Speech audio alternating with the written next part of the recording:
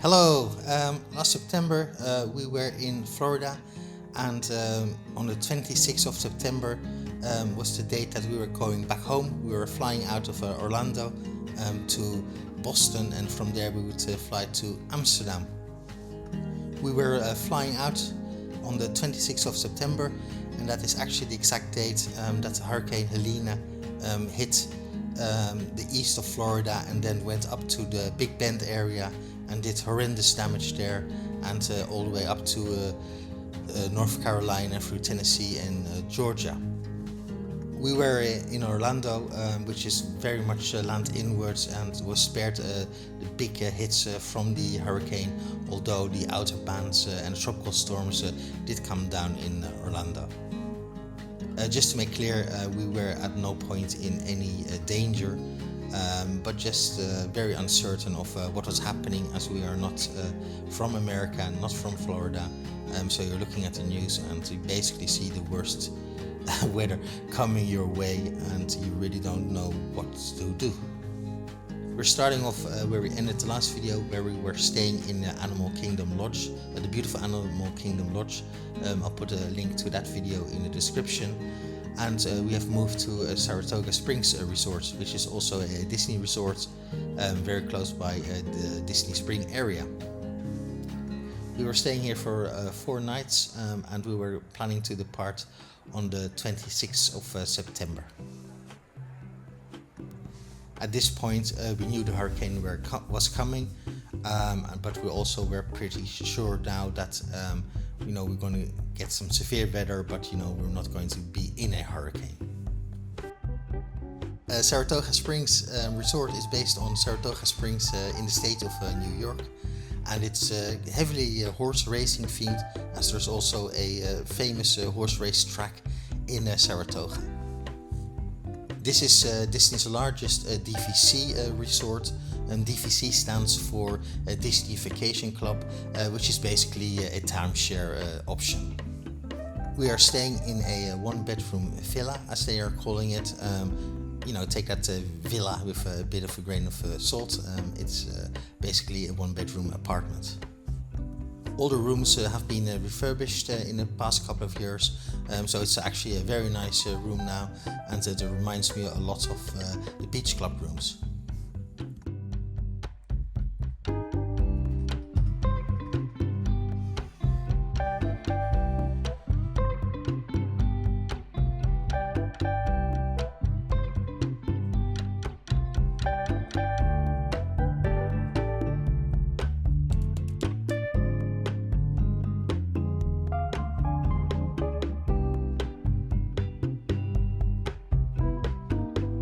DVC resorts, you don't have to be a DVC member to stay here. You can just book it like a hotel room, and it comes in several levels. The smallest room is a studio, which is basically a hotel room with a little kitchenette. And then the next one up is the one-bedroom villa we are staying in, and then I think there's also a 2 and a 3 bedroom villa. The villas are very complete, and they come with a full kitchen, so if you want to cook, you can cook. Also, there's a washer and a dryer here, so all your clothes, you can wash them mid-holiday, which is very handy. These villas sleep 5 people. There's a separate bedroom, of course, with a double king bed, and then in the living room there's a fold-down double bed, and there's another single bed. So yeah, you can stay here with a family of 5 easily. A big benefit of this resort is that it's in walking distance of Disney Springs, and Disney Springs is basically a shopping and a dining area which is owned by Disney. And of course, the big benefit is that both of us can have a drink without having a designated driver, and we could just walk back safely.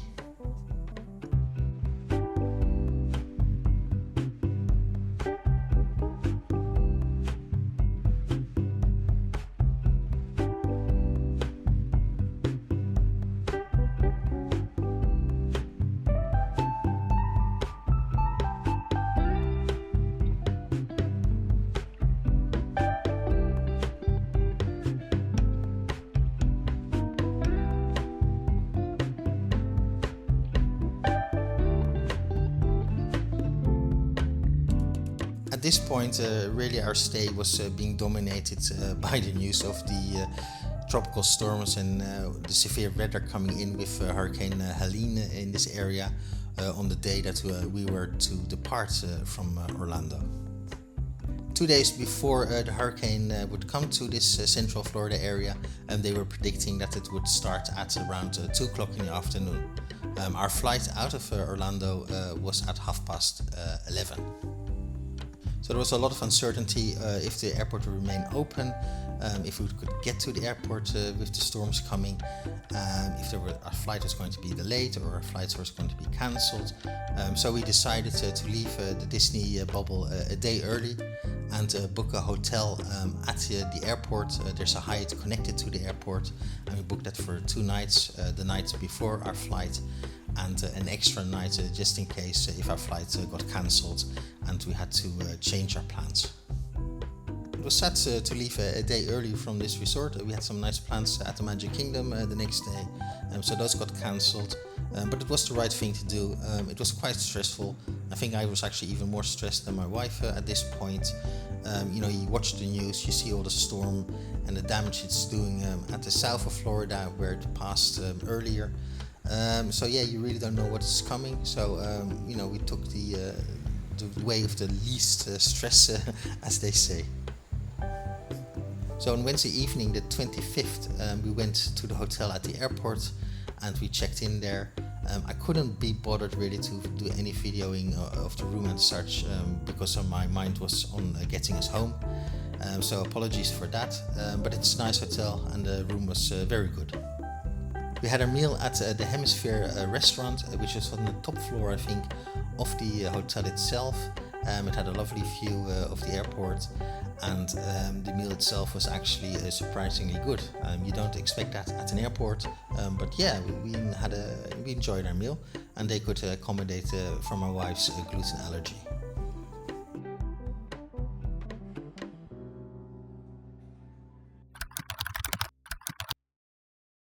Morning of the travel and the morning of the hurricane. So the first thing I did when we woke up was check Flight Radar 24. And it was good news because all the airports on the west of Florida were closed, but Miami was open and Orlando was still open. So the next thing I checked was our inbound plane, the plane that would take us to Boston. It was coming from New York this morning and it took off, so that was looking really good. The airport had a very quiet vibe around it. Despite the massive cancellations and delays that will happen today. We are flying with Delta to Boston, and then from Boston we've got a 3-hour layover, and then we'll be flying to Amsterdam. Check-in confirmed that there was no problem with our flight, so things were looking good.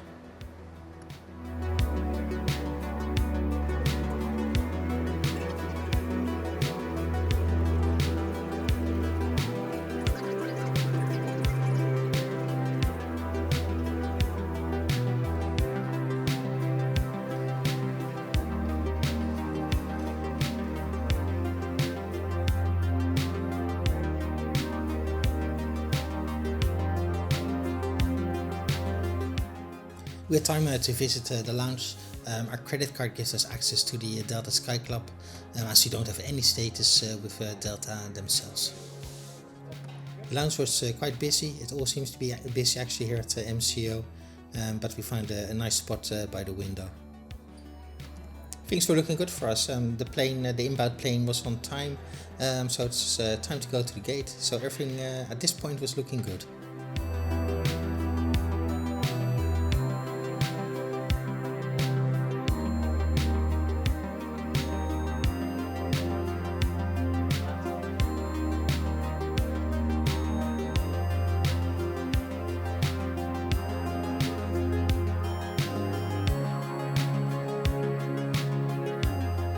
Well, of course I spoke too soon.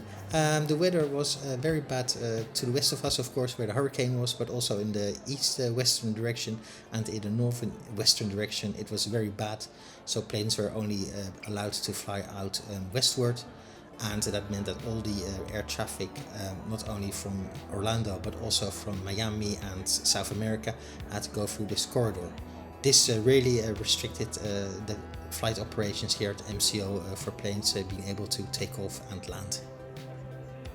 It was ups and downs. This was a new down. We had a connecting flight in Boston, and we had 3 hours layover, which was really severely cut by this delay. But after an hour, we were able to board the plane. There was one kind of strange thing, and it was a policeman at the gate. He was very friendly, but I've never seen a policeman at the gates here in Orlando. So if anybody knows what that was about, please let me know in the comments.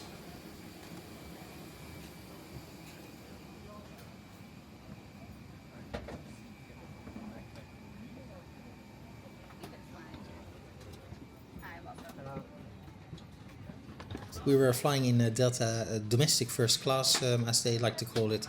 It's basically business class, but it's better than most European airlines, as it's a 2-seat configuration, so you get a bit more space there.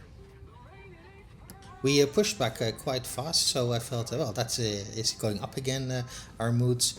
But then we were going the wrong way, and we were parked in a queue. So at this point there were only 2 runways open at MCO, one for landings and one for takeoffs, which actually had a bit of downside for us, as we had to wait for the landing aircraft to cross our runway before we could take off. This meant practically that there was only a plane taking off every 6 to 10 minutes. And at the same time, the weather was also closing in, so it wouldn't be too long before nobody was taking off. So this was quite actually an anxious bit of waiting here. Basically, the departing planes were held short on the taxiway that crossed our paths with the arrivals. So we knew now that once you have the clearance to cross that taxiway, you would be off. This was a race against the clock, as the weather would start coming in here very shortly, and we really didn't want to go back to the gate. I think everybody on board was just basically crossing everything that we could get away now. Oh, and finally the relief came. This was probably the biggest high, as we were able to taxi towards the runway and clear to take off. That was a good feeling.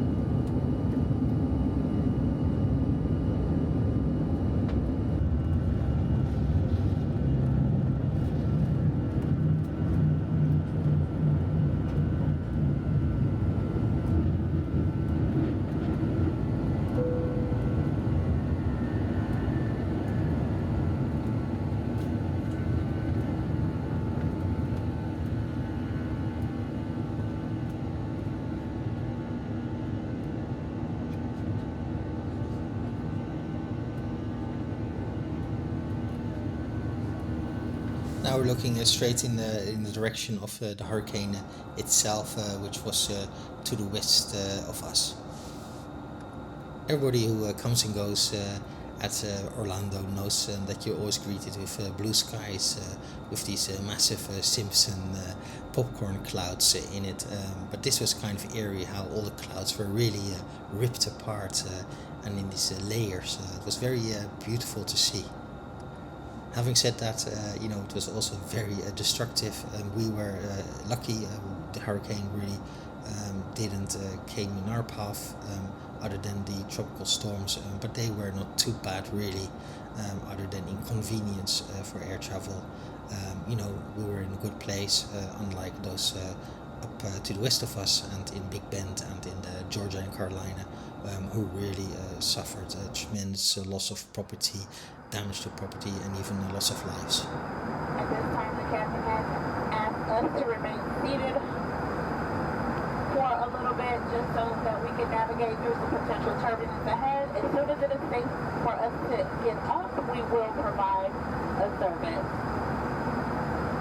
We appreciate your patience. Sit back, relax, and enjoy the remainder of this 2-hour and 28-minute flight.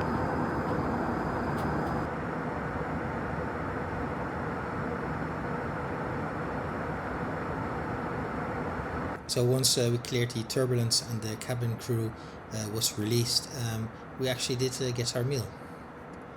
Well, I couldn't eat anything in the morning, so this was my first meal, and it was a lasagna. Not the best lasagna in the world, but well needed at this point. It was hot, it was cheesy, tomatoey, so it did a job. With the lasagna came a side salad, which was just very boring, and a cookie, which also wasn't really something to write home about. Delta does provide gluten-free meals for those that order it, so my wife, who is a celiac, had ordered a meal for this flight. It was meatballs with mashed potatoes and some vegetables in a sort of tomato-based sauce. Not very exciting, but also not that bad. It came with a side salad, which wasn't that bad, and then no dessert other than a little fruit salad, which really looked bad, but wasn't that bad. So all in all, we're happy that she could have something to eat on this flight. The flight was quite smooth. We did have some turbulence flying out of Orlando, but it wasn't really that bad, and the rest of the flight was quite good, and we actually made up some time, cutting our delay down to 1 hour. I'll show you a picture here of the route we flew. As you can see, we went very westerly before turning north. In normal circumstances, you would sort of hug the coast going up to Boston.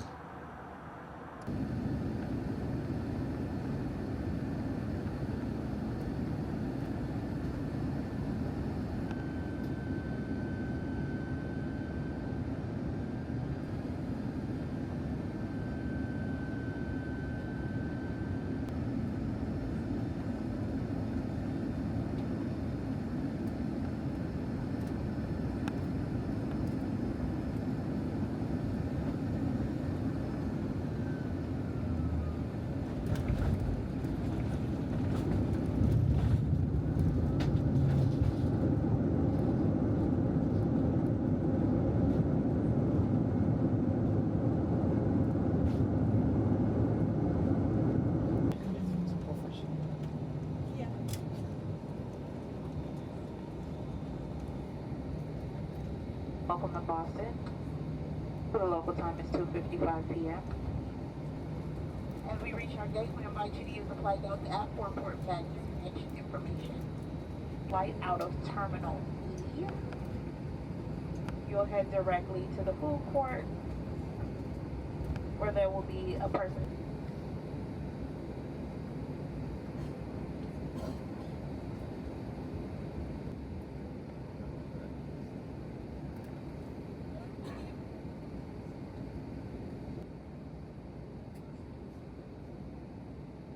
Made it to Boston, and in the end an hour delay, so we have plenty of time to find our connecting flight here at Boston Logan Airport.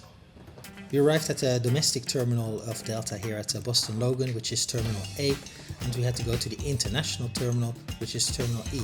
And actually it was a very cool way of transferring without having to clear customs. I'll show you that in part 2 of this vlog.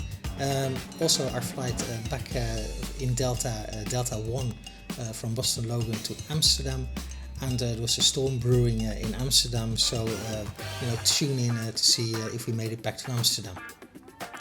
Thank you for watching. Do like if you liked it, do subscribe if you haven't subscribed yet, and we'll see you next time. Bye bye.